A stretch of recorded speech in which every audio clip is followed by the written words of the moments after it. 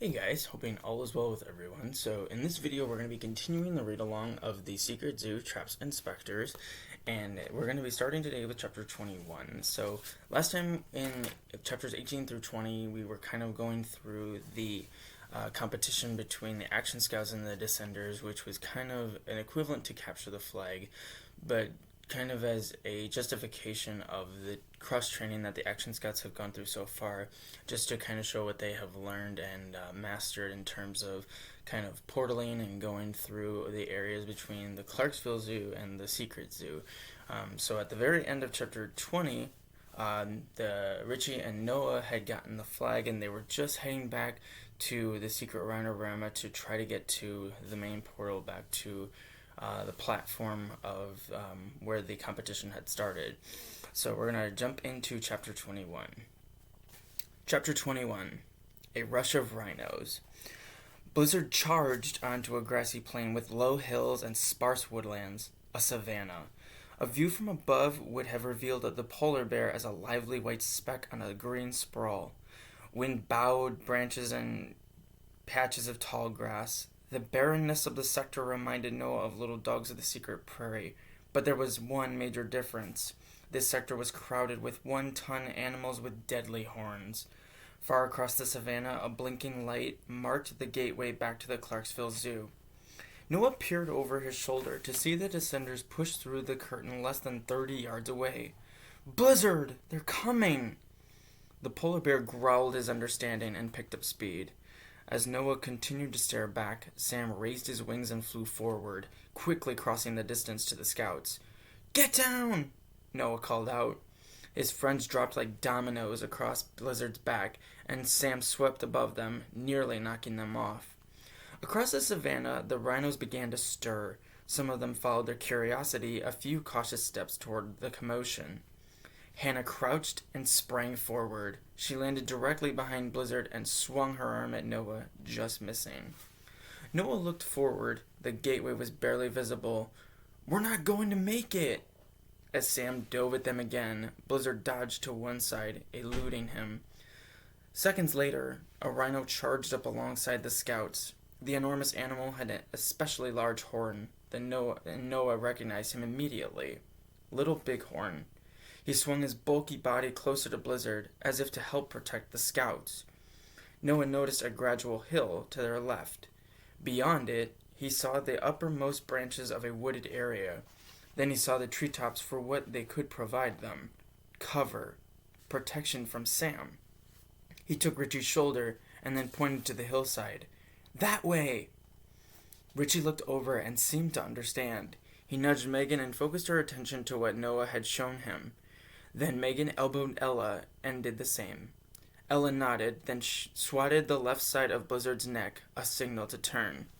The polar bear veered off the direct path to the gateway with Little Bighorn still at his side. As Blizzard charged over the hill and down a slope, a ravine appeared. Lined with leafy trees, it followed a winding river. The rhinos packed its lush landscape. Standing side by side, they chewed on grass and kick-splashed through the water. Blizzard and Little Bighorn abruptly turned in their former direction. "Look! Looks like they're not going in there," Ella said. "The heck we're not," Noah encountered. "Ella, turn us back." "What?" Ella shouted. "Are you nuts?" "Just do it." Ella seemed to consider this a moment, then reached over and clapped her palm against the side of Blizzard's neck. The polar bear rolled back his snout, grunted, and continued forward, ignoring her request. "Come on, Blizzard!" Noah called out from his back seat. "Trust me!" Just when it seemed Blizzard wouldn't heed Noah's command, he and Little Bighorn veered back toward the water. As the ravine came closer and closer, the rhinos in the herd turned in Blizzard's direction. Noah looked to his friends and saw nothing more than the backs of their heads. Ella's ponytail whipping around, Richie's pom-pom rolling and quaking, Megan's pigtails flapping like a puny pair of wings. "Hold on," Noah commanded. The scouts squeezed one another as they pierced through the herd. Blizzard bumped into one rhino, then another, and another. Little Bighorn did the same. Both animals turned to follow the river, and a few startled rhinos took off in the same direction. Then others did. Then more and more until all nearby rhinos were charging along with them. In the grassy ravine, Blizzard and Little Bighorn had intentionally started a stampede. The ground quaked, and the rumble of hooves became a deafening roar. Noah's vision blurred as he was jolted left and right. Other than trees, there was almost nothing to see but the backs of rhinos and their huge horns stabbing skyward. Mud and water splashed through the gaps between their bodies. Noah glanced back and saw that his idea was working. Because of the trees, Sam could no longer spot them from the air. Having lost sight of the scouts, the descenders were toward the back of the stampede. Somewhere in front of Blizzard, a series of loud, long cracks erupted. A few rhinos had accidentally plowed into a batch of trees, toppling them onto the stampede. The trees rolled and tumbled back to the backs of the rhinos, their smaller branches snapping and spiraling like batons into the heights. As one trunk reached Blizzard, the mighty polar bear thrust up his head and flung it into the air, high above the scouts. All at once, the stampede shifted direction and started up the hillside. The scouts were soon back on the smooth stretch of land, headed toward the portal, a colorful, magically swinging from the air. At least 50 yards back, the descenders followed. Once the trees opened again, Sam took to the air and immediately spotted the scouts. Noah chanted for Blizzard to go, go, go. As the gateway came to within 30 yards, the rhinos at the front of the stampede swerved to avoid it. The curtain closed to within 20 yards. 10 yards. 5. 3. 1. And then Blizzard and the scouts were gone. Chapter 22. And the winner is... Blizzard emerged into the Rhinrhama exhibit inside a concrete cave and quickly carried the scouts out into the airy night, where the Clarksville Zoo was still almost pitch black. He plodded across the exhibit's open yard, jumped the narrow concrete moat along its perimeter, and headed up the path. As he rounded Ostrich Island, Noah peered over his shoulder and spotted the descenders. In Rhinrhama, they were splitting off in different directions toward the scouts. "They're still on us!" Noah shouted. Blizzard lowered his head and picked up speed, his weighty paws pounding the asphalt.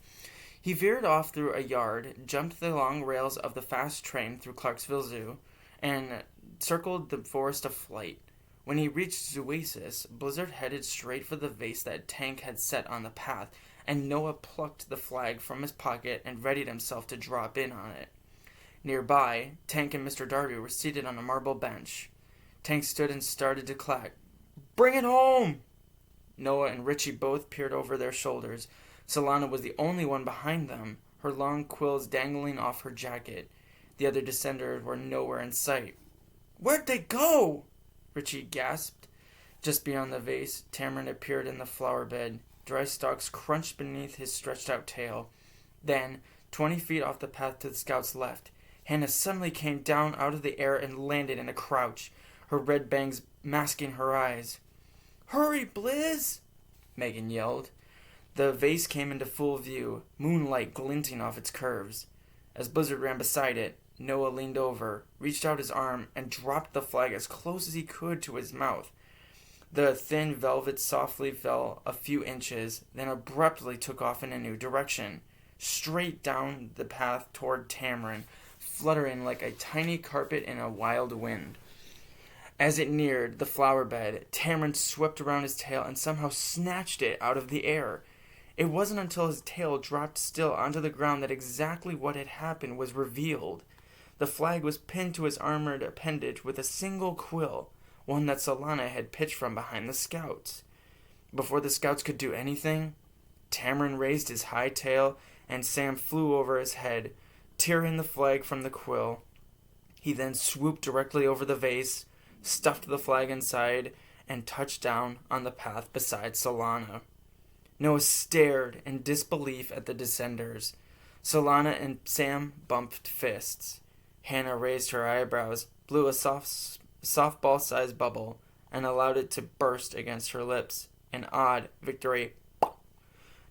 "That's cheating!" Richie said. "They can't win like that." Mr. Darby rose from the bench, stepped up to Blizzard, and stroked the bear's head. He turned his smile to the scouts. I'm afraid they can. The Descenders, they are very resourceful. They will always be tough to beat. But, Richie stammered, the flag was like, right there. Mr. Darby said, closer than anyone expected, I assure you.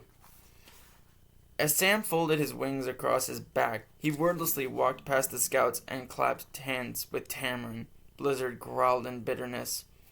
It's not fair, Richie added. Hannah plucked the flag from the vase, walked up to the scouts, and tossed the flag to Richie.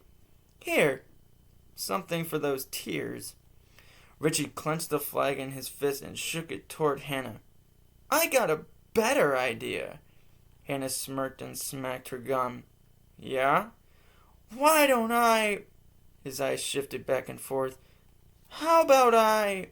The scouts watched Richie with hopeful expressions. Maybe he could find words that might ease the terrible sting of this moment.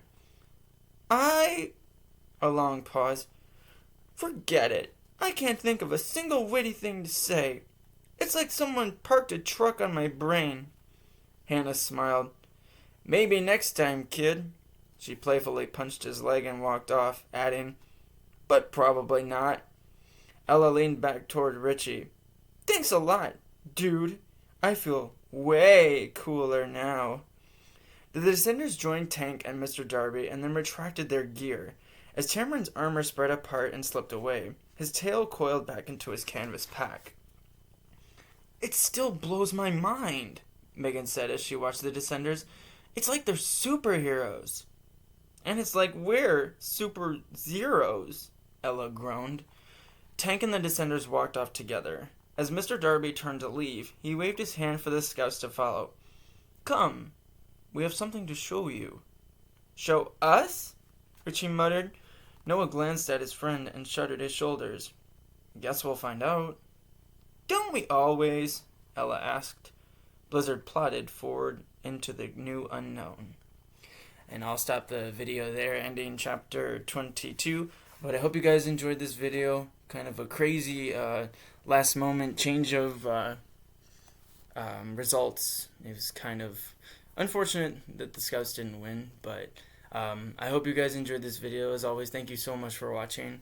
And in our next video, we'll be continuing our read-along of the Secret Zoo Traps and Specters, where we'll be trying to go more into trying to see how the scouts devise a plan to once and for all take down DeGraff. But again, guys, thank you so much, and always please take good care of yourselves and be safe. Bye.